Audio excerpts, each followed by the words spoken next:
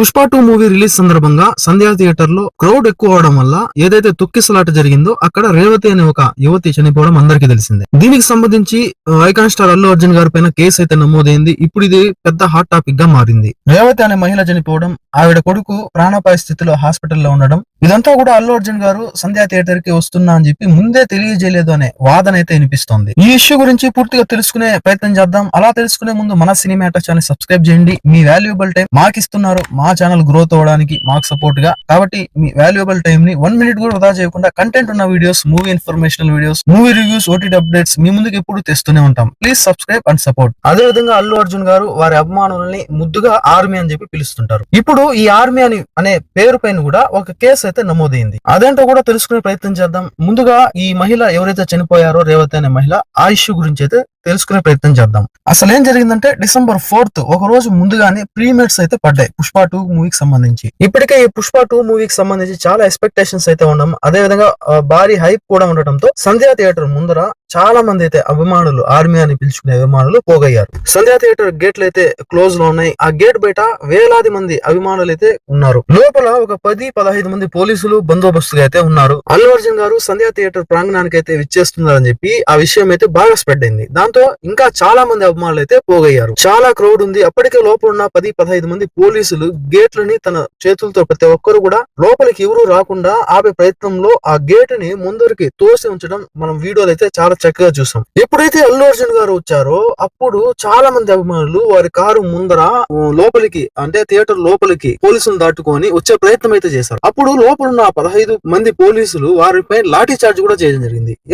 ఏదైతే PR team ఉందో, అదే విధంగా బౌన్సర్స్ ఉన్నారో అల్లు అర్జున్ గారికి, వారు కూడా వాళ్ళని వెనక్కి నెట్టే ప్రయత్నం చేశారు. అప్పుడు ఒక్కసారిగా తొక్కిసలాట జరిగింది. హడావిడిగా అటు ఇటు చెల్లా చెదురయ్యారు అభిమానులు. అప్పుడు ఈ రేవతి అనే ఒక మహిళని చాలా మంది అయితే ఫోర్స్ గా నెట్టేసి కింద పడిన తర్వాత తొక్కిసలాటలో ఆమెపై చాలా మంది వెళ్లడం జరిగింది. దాంతో ఒక్కసారిగా ఆవిడకి ఊపిరాడలేదు.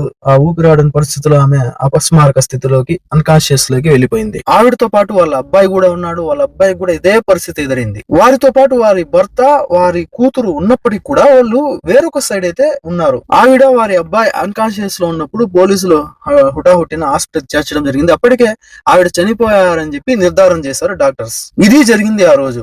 ఈ ఘటనపై అల్లు అర్జున్ గారి పైన కేసు నమోదైంది. భారత న్యాయ సంహిత 105/118/1 RW 3/5 సెక్షన్ల కింద చిక్కడపల్లి పోలీస్ స్టేషన్ లో కేసు అయితే ఫైల్ అయింది. ఈ సెక్షన్స్ ఏం చెప్తున్నాయి, వాటి గురించి అయితే ఇప్పుడు తెలుసుకునే ప్రయత్నం చేద్దాం. సెక్షన్ 105 ఈ సెక్షన్ ప్రకారం హత్య కాకుండా ఇంకేదైనా పద్ధతులలో ప్రాణ నష్టం జరిగితే అదైతే ఈ సెక్షన్ కింద అయితే వస్తుంది. అంటే ఇక్కడ హత్య చెయ్యాలనే మోటివ్ అయితే ఉండదు, కానీ ప్రాణ నష్టం అనుకోని సందర్భంలో జరుగుతుంది. అది ఏ సందర్భంలో అయినా సరే, ప్రాణం తీయాలని ఉద్దేశం లేకున్నా సరే, వివిధ కారణాలచే ఇలా జరిగినప్పుడు, ప్రాణ నష్టం జరిగినప్పుడు ఈ సెక్షన్ వర్తిస్తుంది. సెక్షన్ 118/1 ఈ సెక్షన్ ప్రకారం నేరాన్ని ప్రేరేపించడం, అంటే నేరాన్ని ప్రోత్సహించడం, అది తెలిసి కావచ్చు, తెలియకుండా కావచ్చు. ఈ సెక్షన్ లో ఇంకొక భాగం నేరాన్ని దాచి ఉంచడం, నేరాన్ని కప్పి ఉంచడం, ఉనికిని చెరిపేసే ప్రయత్నం చేయడం. ఇది కూడా ఈ సెక్షన్ కిందకి వస్తుంది. అయితే ఈ సెక్షన్ లో ఆ కేసు తీవ్రతను బట్టి జీవిత ఖైదు, మరణ శిక్ష పడే ఛాన్స్ కూడా ఉంటుంది. ఇక 3/5 అనే సెక్షన్ ఇది ఒక సబ్ సెక్షన్. ఇది వచ్చేసి చట్ట వ్యతిరేక కార్యకలాపాలకు పాల్పడడం, అటువంటి కార్యక్రమాలకు పాల్పడడం అనే సూచన చేస్తుంది. ఈ కేసుల్లో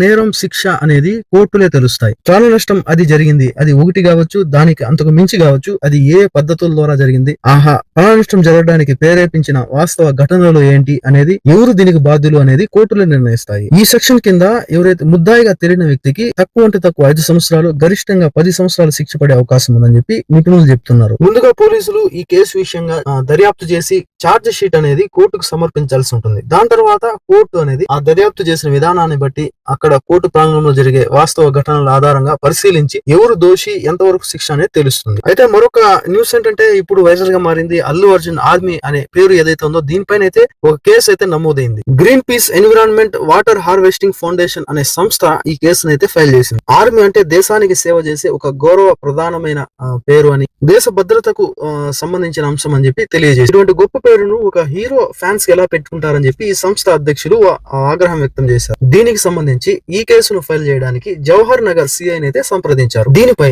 అల్లు అర్జున్ గారు ఎటువంటి స్పందన తెలియజేయలేదు. కానీ రేవతి అనే మహిళ ఎవరైతే చనిపోయారో వారికి 25 లక్షలు వారి కుటుంబానికి అండగా ఇస్తున్నట్టు ప్రకటించారు. చూడాలి మరి ఈ కేసు ఎటువంటి మలుపులు తీసుకుంటాయో. నెక్స్ట్ వీడియోతో మళ్ళీ కలుద్దాం. అప్పటి వరకు స్టే ట్యూన్. ఇలాంటి కంటెంట్ ఉన్న వీడియోస్ కోసం మన ఛానల్ సబ్స్క్రైబ్ చేయండి, సపోర్ట్ చేయండి. Thanks for watching.